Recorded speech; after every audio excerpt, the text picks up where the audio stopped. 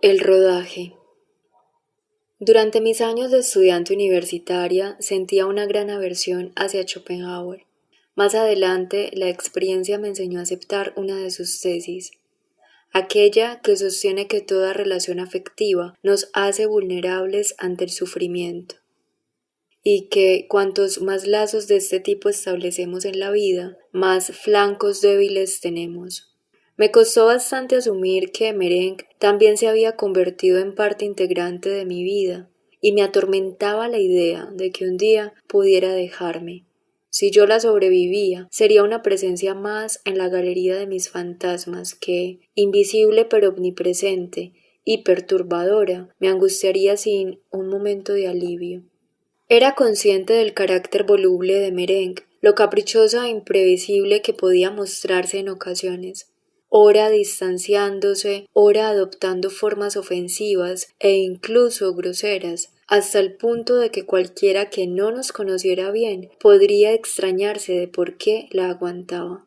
Sin embargo, llegó un punto en nuestra relación en que yo ya no daba importancia a los seísmos superficiales de la fachada. Suponía que ella habría llegado a la misma conclusión y, aunque tratara de evitar volver a exponer su corazón a ningún riesgo, como el capitán Butler, tampoco podía luchar contra los sentimientos que mi persona, inevitablemente, despertaba en ella. Cuando estaba enferma, ella venía a cuidarme todos los días y se quedaba hasta que mi marido llegaba del trabajo para sustituirla. Yo, en cambio, no tenía cómo devolverle esas atenciones, porque Merengue jamás padecía de nada ni daba importancia a los pequeños accidentes domésticos. Cuando, por ejemplo, se le derramaba manteca caliente sobre la pierna o se cortaba la mano con un cuchillo afilado, lo soportaba sin inmutarse y sin soltar siquiera una palabrota, y procedía a aplicarse en la herida algún remedio casero. No le gustaba quejarse. Merengue no tenía ninguna consideración por quienes se lamentan. Llegó un momento en que podía aparecer por mi casa a cualquier hora del día y sin necesidad de pretexto. Nos gustaba estar juntas y eso bastaba para justificar sus visitas. Cuando mi marido estaba ausente y coincidía con que ella podía hacer un alto en su trajín y yo disponía de un rato libre, nos encantaba conversar. Aunque seguía siendo imposible convencerla de que leyera alguno de mis libros, al menos le interesaba saber cómo la crítica acogía mi obra. Cuando era desfavorable, ella también se sentía afectada y se enfadaba muchísimo. Si recibía una valoración negativa, y eso era frecuente, dados los constantes vaivenes ideológicos de la política literaria, lo tomaba como algo personal y vertía toda su furia contra el infame crítico, hasta el extremo de que en una de esas ocasiones me llegó a preguntar si quería que lo denunciara a su amigo, el teniente coronel. Eran momentos en los que estaba como poseída de un odio sin límites y no había forma de tranquilizarla. Con el tiempo se fue dominando y aceptó, aunque a regañadientes, la evidencia de que mi trabajo era una actividad bien valorada socialmente. Para poder autojustificarse por admitir algo que le parecía de tan escaso valor, elaboró una teoría. El escritor es como un niño que, jugando, se entrega a su pequeña realidad inventada como si fuera algo muy serio, se esfuerza, se emplea a fondo, y por eso, independientemente de que el resultado de su actividad sea útil o no, se cansa igual que un adulto. Solía preguntarme cómo lograba que esas palabras sueltas, salidas de la nada, cuajaran de repente para componer una unidad como una novela. Era una cuestión complicadísima, que ningún escritor puede responder con propiedad y coherencia cuando los periodistas o los lectores se la plantean. Yo también fui incapaz de explicarle a Merengue la magia cotidiana del proceso creativo. No tengo palabras para describir el milagro que significa ir llenando con signos un folio en blanco mientras van cobrando vida. Sin embargo, cuando empezó a demostrar interés por cómo se hacía una película y a preguntarme detalles como por ejemplo qué escenas se filmaban en un estudio y cuáles en exteriores, me pareció más viable mostrárselo. Pensé además que sería una buena ocasión para introducirla en una faceta, aunque no fuera la más importante, de mi quehacer profesional. Su curiosidad surgió casualmente en el momento adecuado, ya que estábamos trabajando en la filmación de una de mis novelas. Por la mañana pasaba a recogerme el coche del equipo de rodaje que me llevaba a los estudios de cine. Cuando volvía a casa cansadísima, ella empezaba a bombardearme a preguntas. ¿Cómo ha ido? ¿Quién había allí? ¿De qué hablamos? ¿Cómo ha transcurrido la jornada? ¿Qué se hace exactamente en un rodaje? Un día le anuncié que la mañana siguiente la llevaría conmigo a los estudios. Sinceramente, sabiendo que nunca hacía salidas muy lejos de su casa, excepto para ir al cementerio, creí que no aceptaría mi propuesta.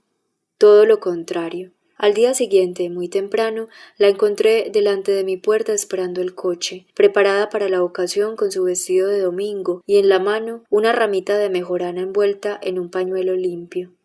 Al verla con sus mejores galas, señal evidente de que el asunto había adquirido para ella una importancia poco menos que sagrada, sentí vergüenza de antemano imaginando el impacto que se llevaría durante el rodaje, donde, ya se sabe, el ambiente es de por sí extraño. El intercambio de comentarios maliciosos es constante. Se discute y se lanzan insultos con bastante vehemencia, o, lo que es peor, se hiberna la rabia para, en un momento más oportuno, en la producción de una película El tiempo es oro. Cuando todo ha pasado, el rencor reprimido se libera y adquiere un elevado grado de venganza y crueldad verbal. Una vez en el plató, a nadie se le ocurrió preguntar a Merengue para qué había venido. Traspasó la entrada sin problemas, pensarían que era una de las figurantes de la película, y ella, sin amedrentarse, con toda la naturalidad del mundo, cruzó el patio como una más entre guionistas y actores. Se sentó donde le indicaron y se quedó allí silenciosa y atenta, sin moverse, sin preguntar nada ni molestar a nadie.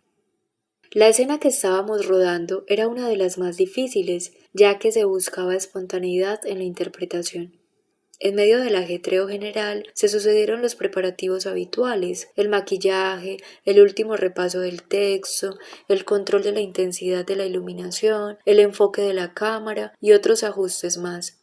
Una vez todo listo, se rodó por fin la escena. Cuando finalizó el plan previsto en los estudios, el equipo se trasladó a la isla Margarita para continuar con las tomas de exteriores. Durante el trayecto, Emerenc se asomaba a la ventanilla del coche y abría los ojos como platos para mirarlo todo. Parecía que hacía décadas que no había estado en el Gran Hotel, si es que había estado alguna vez. Rodamos en el jardín. Un operador filmaba desde un helicóptero y el camarógrafo sobre una grúa. Emerenc quería verlo todo y no sabía a cuál mirar, así que giraba la cabeza constantemente de uno a otro. Era una escena de amor en la que las máquinas y la tecnología desempeñaban un papel tan importante como el de los dos protagonistas. Pudimos comprobar en un monitor que las imágenes grabadas habían quedado perfectas, preciosas.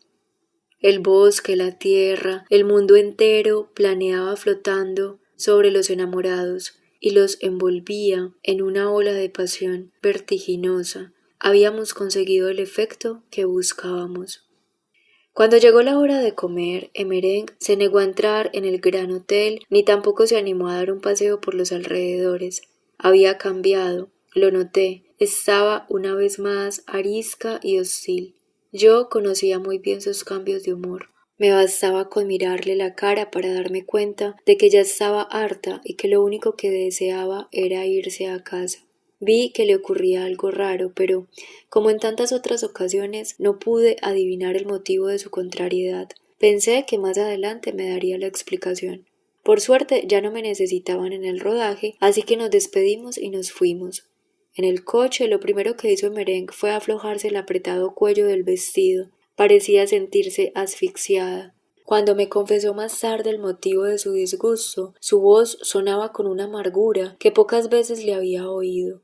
Todos éramos unos embaucadores y todo era mentira. Había comprobado que el árbol permanecía quieto en su lugar, mientras nosotros, mostrando solo el follaje y valiéndonos de trucos como dar vueltas en un helicóptero o fotografiarlo desde arriba, lográbamos que pareciese como si estuviera girando. Todo para engañar al pobre público, haciéndole creer que un bosque puede brincar, bailar y revolotear.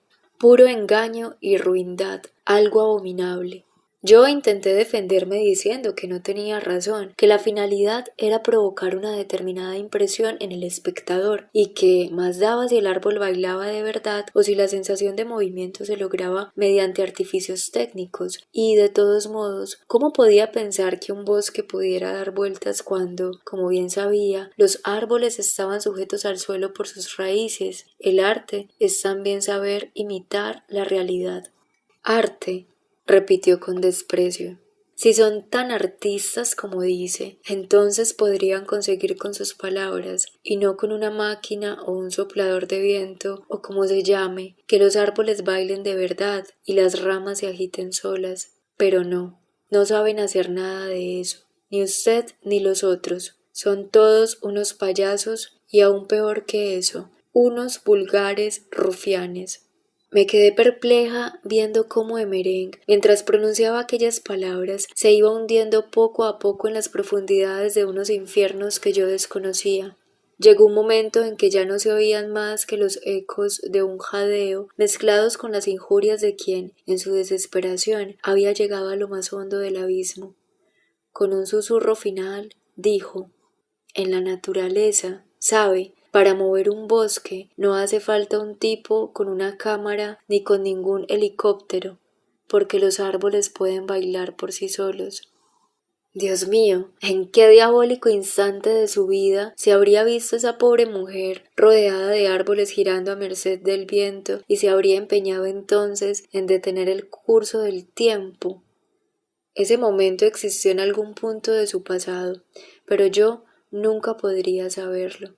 Cuando le mostré el funcionamiento de la grabadora y comprobó que podía escuchar el mismo texto o la misma canción repetidas veces, se le ocurrió la interesante posibilidad de grabar su vida en una de esas cintas para poder luego rebobinarla, detenerla e incluso, ¿por qué no?, volver a vivir ciertas épocas a su antojo.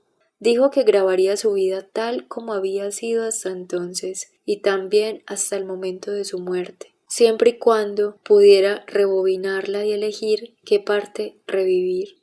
No me atreví a preguntarle dónde detendría la máquina, menos aún por qué. En cualquier caso, no me habría respondido.